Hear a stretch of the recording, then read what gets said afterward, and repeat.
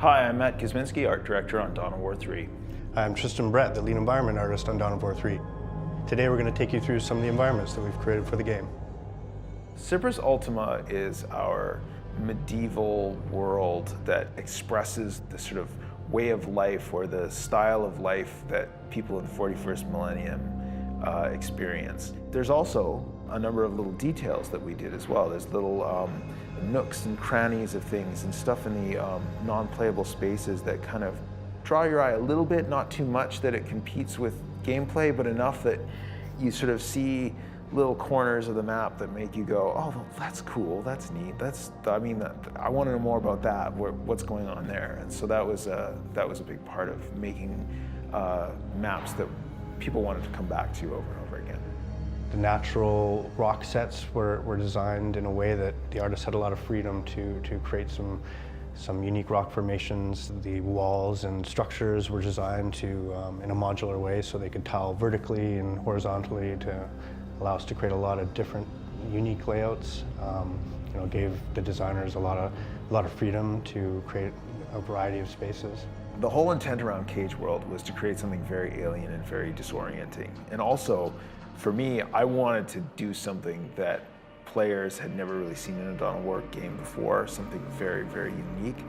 Derived from the idea that you could build a world out of sort of interconnecting blocks of almost living metal, so to speak. The desire to revisit the worlds was something that was really important to me, and it was something that I put to as a challenge to the environment team.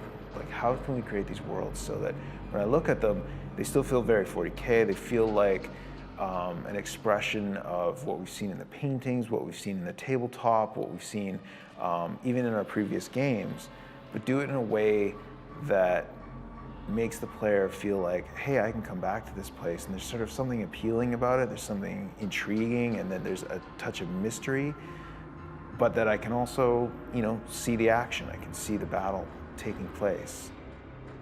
So Starfort, it's a rather new tile set in the Dawn of War franchise with some of our technology, with Alpha Terrain, basically unstrapped us from the ground and let us do something that, in space or in low orbit. And the architecture is sort of a nod to the Gothic kind of grimdark direction, but it's also sort of fresh in that it's a giant space station or a giant war machine that you're playing on. So just having that sense that you're fighting on this big battle barge type of map was really exciting. The sheer scale of them and the size of the weaponry on display on them, they are the sort of ultimate expression of Imperium technology.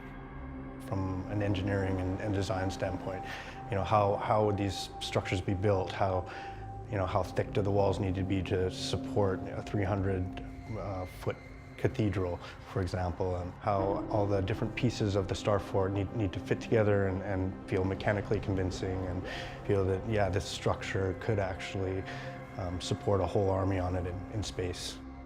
We're really facilitating gameplay. So the way I look at maps a lot of the time is just it's a canvas for the units and the gameplay. So the clean areas are really to help frame the units.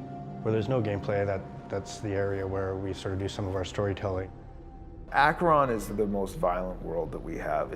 There's lava spewing everywhere. There's these ever-shifting glaciers of ice that are moving across the surface, and they're perpetually collapsing into the volcanic action beneath it. But we wanted something that had an element of beauty to it. That was, when I look at it, I'm like, wow, that looks really, really cool. I don't want to go on a vacation there, but there's something neat about escaping into that world, and that was part of the challenge. And part of it was creating those color palettes that would invite you in. And that is a very iterative process. That is constantly going back saying well, right now it looks too friendly and it looks too happy. How can we make that feel a bit darker? As a player, I find myself trying to parse out the details and try to parse out what was gameplay and what was just visual noise and what was just, decoration in the maps. So a lot of it was okay, hold on, let's think about what we really need to convey this world. to frame the action and take people to someplace really interesting and cool. So there you have it, some of the environments you're going to be seeing in Dawn of War 3. Thanks for watching, and I can't wait for you guys to play the game.